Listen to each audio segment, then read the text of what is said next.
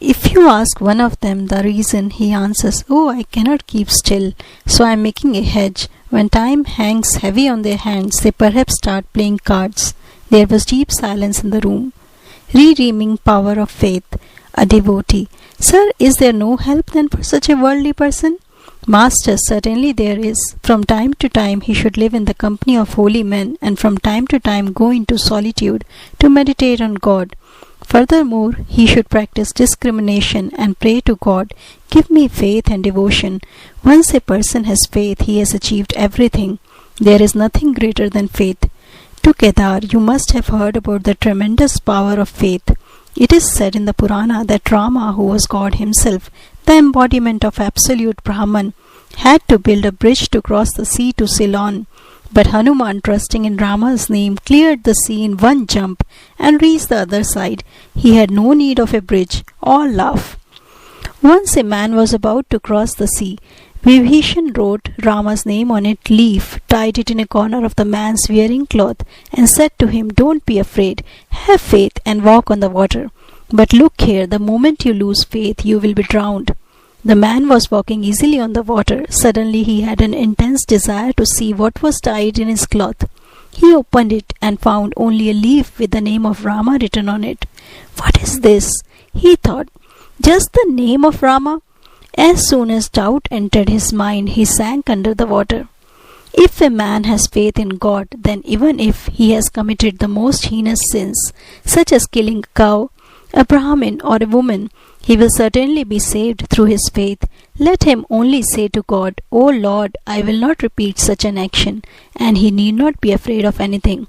When he had said this, the master sang, "If only I can pass away repeating Durga's name, how canst thou then, O Blessed One, withhold from me deliverance?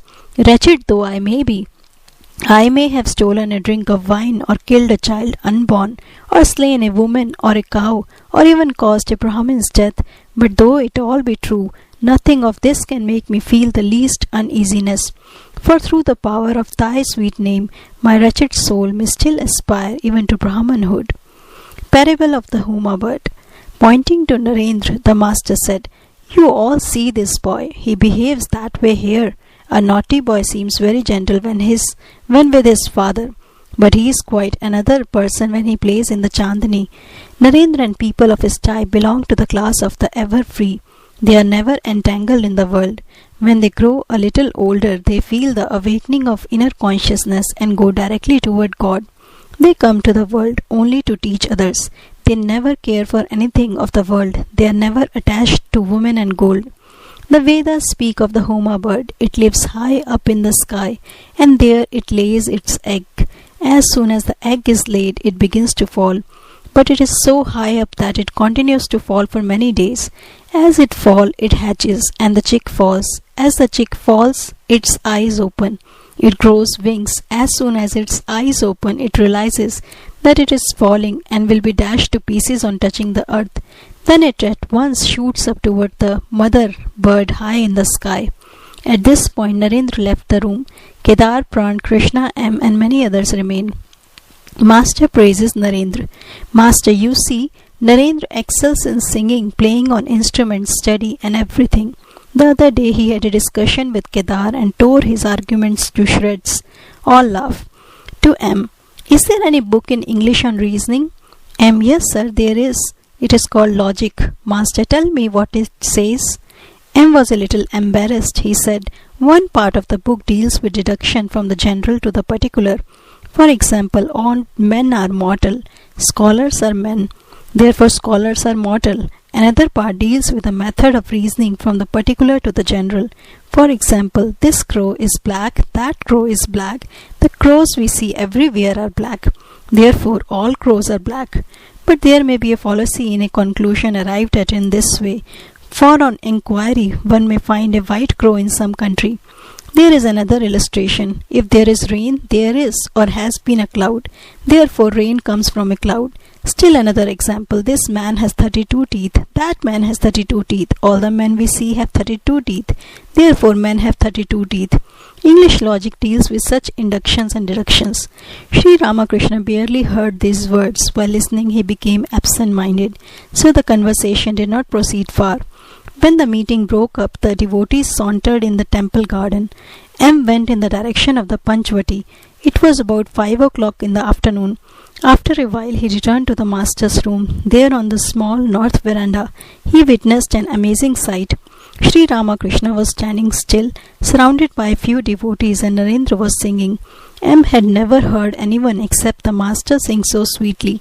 When he looked at Shri Ramakrishna, he was struck with wonder, for the master stood motionless with eyes transfixed. He seemed not even to breathe. A devotee told M that the master was in samadhi. M had never before seen or heard of such a thing.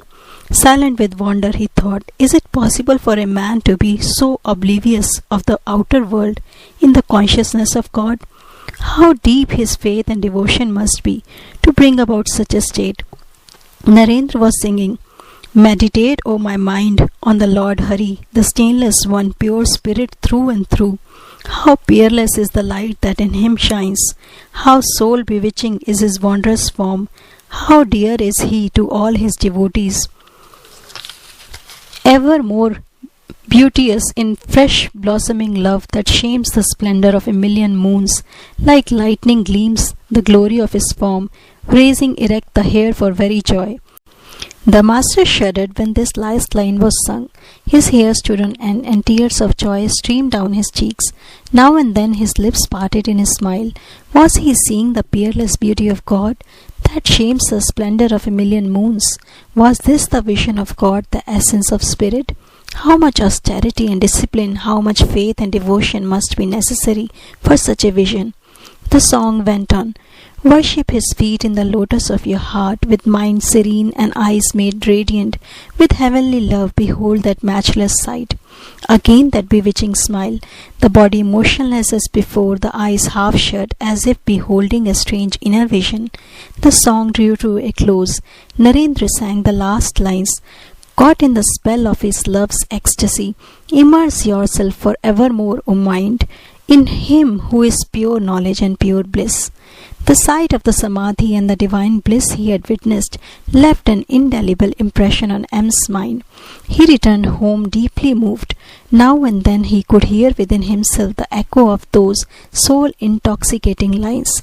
Immerse yourself for evermore, O mind, in him who is pure knowledge and pure bliss. Fourth visit. The next day too was a holiday for M. He arrived at Dakshineshwar at 3 o'clock in the afternoon.